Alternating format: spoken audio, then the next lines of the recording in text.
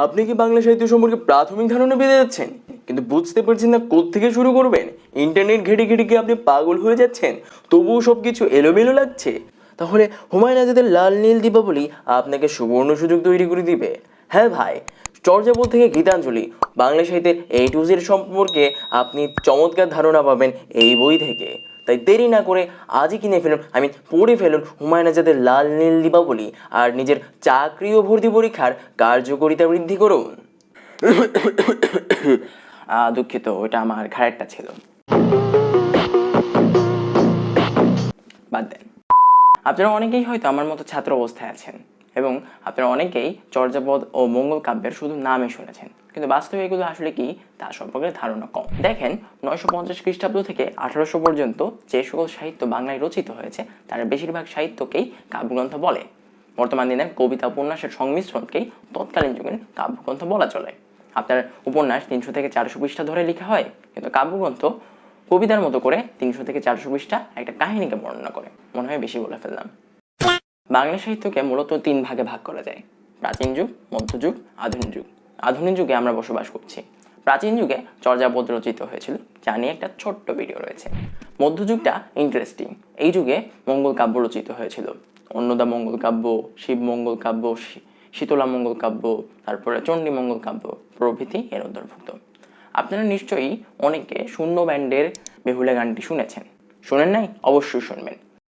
বেহুলা গানটির বেহুলা চরিত্রের পিছনে রয়েছে মস্ত বড় একটা কাহিনী, যা মনসা মঙ্গল কাব্য থেকে রচিত হয়েছে। সময় করে একদিন গল্পটা বলবো না।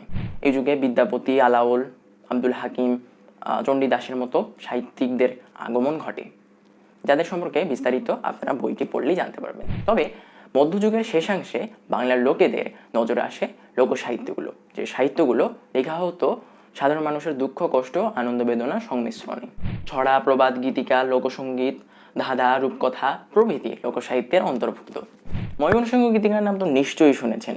বিখ্যাত চন্দ্রকুমার দে ডক্টর দীনেশ চন্দ্র সেনের সাথে 1920 সালে ময়মনসিংহ গীতিকা নামে একটি বই প্রকাশ করেন, যা আজও মানুষের মনে ছাপ ফেলে রেখেছে।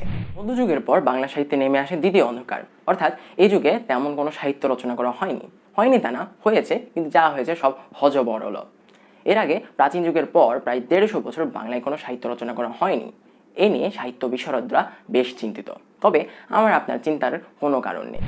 1800 খ্রিস্টাব্দ থেকে বাংলা সাহিত্যে আধুনিক যুগ শুরু হয়, যে যুগে আপনি বসে আছি। এই যুগেই রবীন্দ্রনাথ, নজরুল, মানিক, শরৎ, জসিমদের মতো লিজেন্ডের আগমন ঘটে বাংলা সাহিত্যে, যার সূচনা করেন ঈশ্বরচন্দ্র বিদ্যাসাগর এবং রাজা রামমোহন রায়। আর সেই সূচনার পরিক্রমায় রবীন্দ্রনাথ ঠাকুর বাংলা সাহিত্যকে নিয়ে চলে যান আন্তর্জাতিক অন্দরমহলে। অন্দরমহল কি? এভাবে নজরুল, মানিক, বিভূতিভূষণ এবং অন্যান্য সাহিত্যিকদের হাত ধরেই বাংলা সাহিত্য চলে আসে আমাদের পর্যন্ত, অর্থাৎ হুমায়ুন আজাদ পর্যন্ত। বইটা পড়ে একটা বিষয় উপলব্ধি করে আমার বেশ ভয় হয়। দেখেন, প্রাচীন যুগের পর বাংলায় কোনো সাহিত্য রচনা করা হয়নি। এরপর শুরু হয় মধ্যযুগ, যা অতিবাহিত হয়ে চলে আধুনিক যুগ পর্যন্ত। তবে হুমায়ুন আজাদের মতে এর মাঝখানেও ছিল অন্ধকার যুগ, ওই হযবরল সাহিত্য রচনা করা হয়তো আর কি। তো এর প্রেক্ষিতে ধারণা করা যেতে পারে ভবিষ্যতে এমন কোনো যুগ থাকতে পারে, কারণ বর্তমানে মানুষ যেভাবে তথ্য প্রযুক্তির উপর নির্ভরশীল হচ্ছে বা আসক্ত হচ্ছে, ফলে বাংলা সাহিত্যের কদর দিন দিন কমে যাচ্ছে।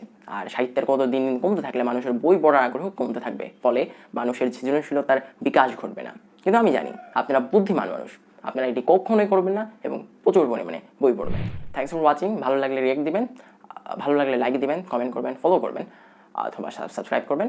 আর যদি ভালো না লাগে তাহলে অন্য কারোর সাথে শেয়ার করে দেবেন। হতে পারে আপনার মাধ্যমে অন্য কারো ভালো লাগতেও পারে। দেখা হচ্ছে পরবর্তী ভিডিওতে। টাটা।